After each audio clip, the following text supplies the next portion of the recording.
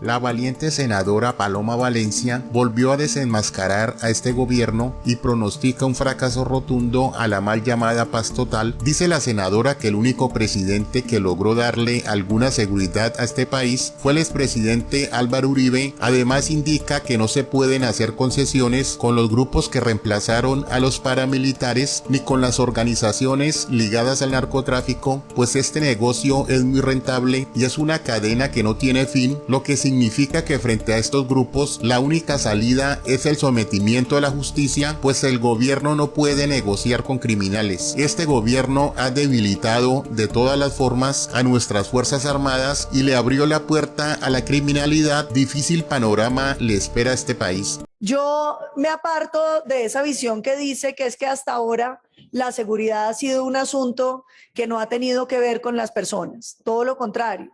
La seguridad en Colombia apareció en principio de los años 2000 como una verdadera revolución, porque lo digo por mi experiencia como ciudadana. Cuando yo estaba en la universidad, venía de un departamento como el departamento del Cauca, donde nos habíamos acostumbrado a que todos los días asesinaban o secuestraban a alguien.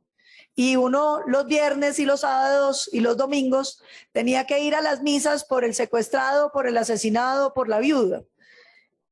Y la seguridad a nadie le importaba.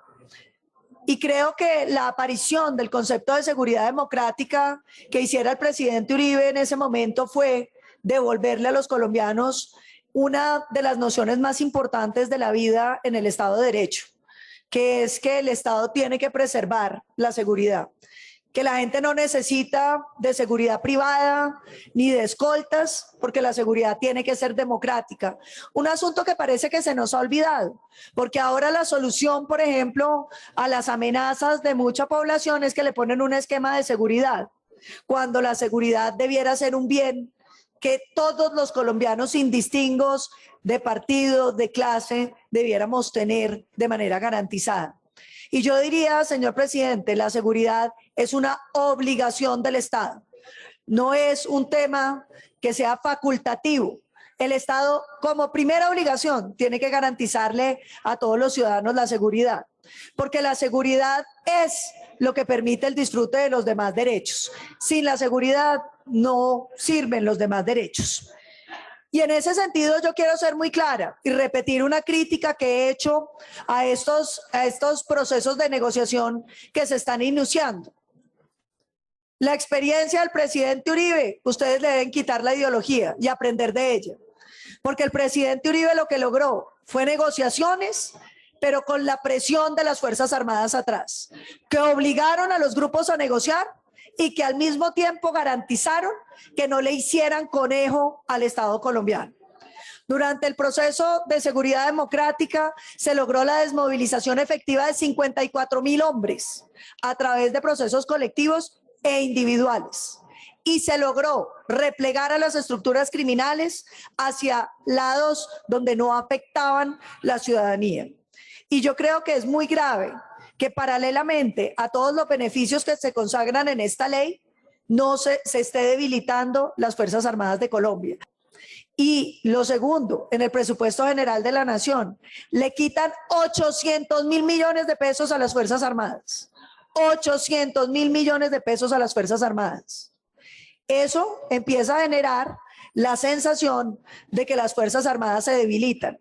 Y a eso súmele los anuncios, que ya no hay bombardeos, que ya no hay fumigación, que no iba a haber erradicación forzosa, pero bueno, vinieron los gringos y ahora sí va a haber erradicación forzosa, pero que no va a haber extradición y que más o menos todo se entrega sin que hayan iniciado las negociaciones. Y uno se pregunta, si entregan todo por delante, ¿qué es lo que van a negociar? Porque están empezando la negociación desmantelando la posición negociadora del Estado. Y esto lo digo en aras de contribuir en ese proceso estratégico. Estas negociaciones, puede usted como Estado tener la mejor buena fe, pero uno no se puede olvidar que está negociando con personas que están por fuera de la ley. Y que no sería raro que muchos pretendan estafar el Estado, porque son criminales y han tenido acciones criminales. Y me parece muy grave que se suponga la infinita buena fe de quienes van a negociar. Lo segundo, mire, o ha presentado el gobierno y sus ponentes dos tipos de negociación. Las negociaciones, digamos, de tinte político y las negociaciones con estructuras de crimen organizado de alto impacto. No, como han cambiado el nombre, a veces me confundo con otros. Quiero ser muy clara. Estructuras de crimen organizado de alto impacto. Sin embargo, yo lamento que aquí no hayan definido cuáles son. Yo tengo la impresión de que el ELN hoy no puede recibir un trato político. Y vuelvo y repito el argumento.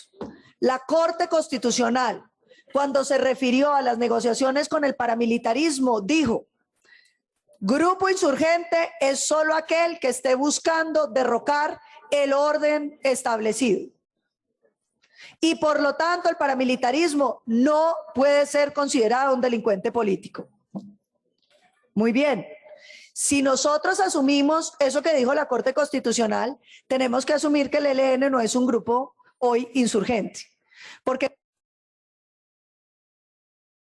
son 10 minutos que tiene asignado la doctora Paloma. 10.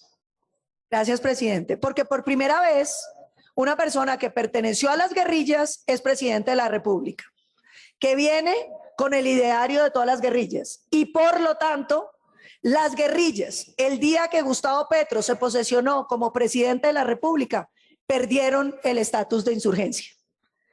Y de ahí en adelante tienen que ser tratados como delincuentes políticos, como delincuentes comunes. Ya no podrán ser tratados como delincuentes políticos. Y yo creo que esto tiene que ser tomado en serio, porque realmente ese es un punto bien importante para esta conversación. Yo sí entendería muy extraño para este país que cuando el presidente Gustavo Petro tiene las mismas ideas que tiene, por ejemplo, el ELN en muchos temas, ahora nos digan que le van a regalar nuevos congresistas a una fuerza política que ya está en la presidencia de la República. Yo eso no lo podría aceptar y es una amenaza a la democracia colombiana. Porque aquí ya no está el argumento que yo nunca he compartido, pero que en aras de esta discusión podemos tener, de que es que las FARC no estaban representadas porque ellos representaban las guerrillas. Ya las guerrillas están representadas en el Congreso y en la presidencia de la República, y por lo tanto no pueden tener cabida una negociación política con el ELN.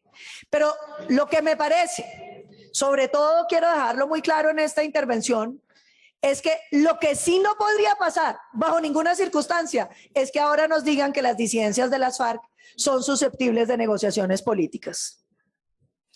Y quiero ser muy clara en esto. Vamos a tomar las disidencias simplemente en dos bloques. Sé que hay muchas más. No es por ignorancia que no lo hago.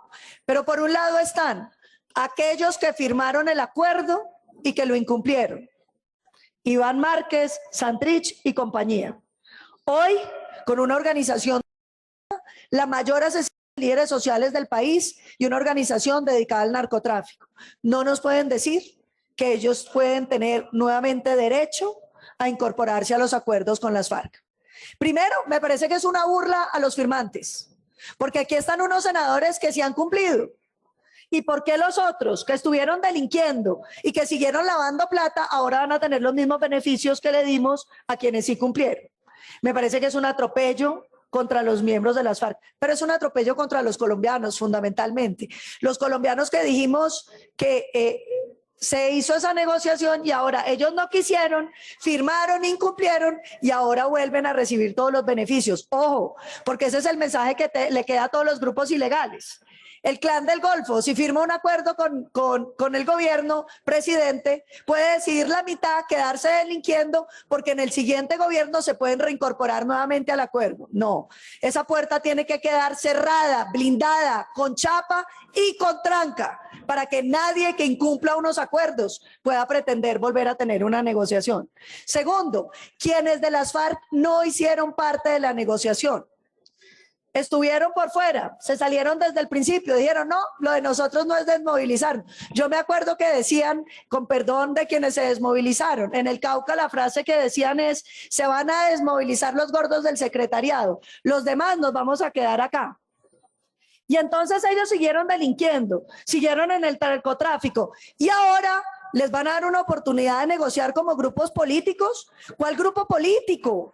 Yo sí eso no lo podría aceptar como colombiana y quiero pedirle a este gobierno que quede claro en este proyecto, como lo consagraron los propios acuerdos de La Habana, que quien incumplió o quien no hizo parte debe quedar por fuera de cualquier negociación posible. Es más, yo estoy proponiendo para este debate que incluyamos que aquel que negocie e incumpla, o aquel que decida no negociar en esta oportunidad de la paz total donde todo el mundo puede negociar, va a tener que enfrentar la duplicación de la pena que le corresponde por los delitos que ha cometido.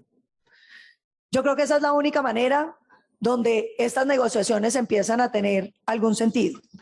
Y quiero referirme finalmente a un tema que no es menor. Ya entraré a la discusión de los diferentes artículos cuando corresponda. Pero quiero insistir en esto que no es menor. Señor presidente, cuando uno mira la negociación de los acuerdos de La Habana y mira las cifras de hombres armados, y repito, no estoy diciendo, senador Humberto de la Calle, que es que quienes firmaron incumplieron. Ya se sabe cuáles incumplieron, los que se fueron con las disidencias. La gran mayoría cumplió. Sin embargo, como los negocios de narcotráfico y minería criminal quedaron vivos, otros hombres llegaron a ocupar esos puestos con unas nuevas armas con las que siguieron asesinando colombianos. Yo tengo que decirlo enfáticamente, este gobierno no está proponiendo, como no se propuso durante la negociación con las FARC, una solución frente al problema de los negocios ilícitos. Porque yo lamento informarles que el discurso del presidente Petro en Naciones Unidas, por muy poético y bonito que le haya parecido a muchos, no va a tener un efecto inmediato ni en el corto ni en el mediano plazo. La realidad es que el narcotráfico va a seguir siendo un dolor de cabeza para este país. Porque a pesar de que avance el proyecto del senador Bolívar del uso recreacional de las drogas, la marihuana y el de la cocaína para efectos de regularización, la realidad es que ni este país va a consumir toda la cocaína que producimos, ni ningún país nos lo va a comprar. Ni Estados Unidos va a permitir la entrada de la cocaína colombiana, ni los países europeos, ni Rusia, ni China, donde las prohibiciones son todavía más duras que en los otros. Entonces, ¿cuál es la solución sobre el narcotráfico? Yo entiendo, me parece bien que el presidente Petro quiera avanzar en la búsqueda de una nueva política sobre las drogas. Hágalo. Es parte de lo que le parece que se debe hacer, que hable con los Estados Unidos, que hable con Europa, que hable con los chinos, que hable con los rusos, que mire a ver si alguien quiere legalizar. Pero eso, vuelvo y repito, es un proceso largo. La pregunta es qué vamos a hacer con el narcotráfico aquí y ahora. Porque hasta la visita del delegado de los Estados Unidos, aquí habían dicho, no se va a fumigar, no se va a erradicar, no se va a bombardear, no se va a extraditar. Y entonces uno se pregunta, ¿cuál es la política sobre el narcotráfico? Y yo sí quiero pedirle al gobierno responsabilidad en este tema. Porque yo encuentro absolutamente inoficioso para este país darle beneficios a los criminales si eso no se va a traducir efectivamente en que la criminalidad se acabe. Y la criminalidad, senadora María José, no se acaba porque usted negocie con los criminales. Se acaba porque usted acabe con los negocios ilegales que son los que financian la violencia en este país. ¿Cuál es la solución sobre la minería ilegal? Yo le digo una cosa, yo siento que en el país la minería ilegal tiende a crecer, porque cuando el gobierno le declara una guerra abierta a las empresas mineras legales, lo que le está diciendo a los ilegales es que el campo queda abierto. Y cuando nosotros destruimos todas las posibilidades de combatir el narcotráfico, lo que le estamos diciendo a los grupos ilegales es que el narcotráfico tiene carta abierta. Nosotros queremos que entiendan qué es lo que nosotros estamos viendo desde la otra Colombia que hoy no gobierna y que entiende que ustedes tienen hoy las mayorías para sacar este proyecto, pero que queremos que salga lo mejor que se pueda. Y quiero volver a repetirlo. Si el gobierno no plantea una política sobre el problema del narcotráfico y la minería criminal, pueden negociar no con 10, sino con 15, con 40, con 50 y con 100 y con 1000, y vamos a seguir teniendo violencia. Porque esos negocios lo que hacen es mutar de cabeza. Y quiero decirles lo siguiente, mire, el gran enemigo de Colombia es el narcotráfico. El gran enemigo de Colombia, que es un monstruo al que usted le corta la cabeza y le sale otro. El narcotráfico en Colombia ha tenido cabeza de cartel y usted se la corta y se vuelve paramilitar.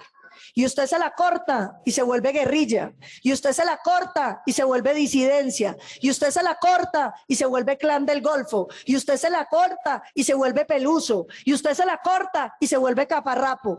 En una serie infinita, donde lo único que cambia es el nombre, porque los delincuentes siguen asesinando a los colombianos para proteger sus negocios ilegales. Yo lamento ser pesimista frente a las negociaciones. Me encantaría poder creer en ellas, pero en mi corta vida me ha tocado ver ya varias y siempre termino viendo que la violencia vuelve y sale con otro nombre. Y sale con otro nombre porque el país ha sido incapaz de afrontar que las violencias en Colombia no son ni políticas, ni ideológicas, ni de oportunidades, ni de pobreza, ni de causas objetivas. Las violencias en Colombia se explican porque tenemos unos negocios multimillonarios. El narcotráfico mueve el 4.5% del PIB nacional en manos de unos pequeños ejércitos. ¿Cuánto es el 4.5% del PIB nacional? Senador JP, un buen año del sector agropecuario entero, entero. Y a eso súmenle la minería criminal. Me estaba diciendo León Valencia en un programa que tuvimos en estos días que en los cálculos que ellos tienen, senador Ariel, la minería ilegal por el precio del oro hoy está moviendo casi lo mismo que mueve el narcotráfico. Y entonces, ustedes movilizan a los que son dueños del negocio ilegal y al mismo día, al día siguiente, llegan otras dragas con otros uniformes, con otros fusiles en gracias de discusión y siguen asesinando a los colombianos para proteger sus negocios ilegales. Yo creo que el país tiene que sincerarse. Tiene que sincerarse en el sentido de aceptar que los problemas de este país no son de violencia política, ni de exclusión, ni de pobreza, que todos los hay, pero que todos han venido mejorando a lo largo de estos años. Los problemas de este país se deben a unos negocios multimillonarios que financian la criminalidad y que asesinan los colombianos. Ojalá el gobierno escuche estas recomendaciones, que las hacemos de la mejor buena fe y con el ánimo de contribuir para que este proceso salga lo mejor que pueda para Colombia. Nosotros no queremos ser la oposición que sufrimos. Nosotros no le apostamos al fracaso del presidente Petro, ni le apostamos a tumbar el gobierno a través de la extorsión en las calles. Nosotros queremos que a Colombia le vaya bien. Respetamos el mandato que ha recibido el presidente Petro, pero también pedimos, exigimos que escuchen a quienes quieren aportarle a este país para que las cosas salgan de la mejor manera. Gracias, señor presidente.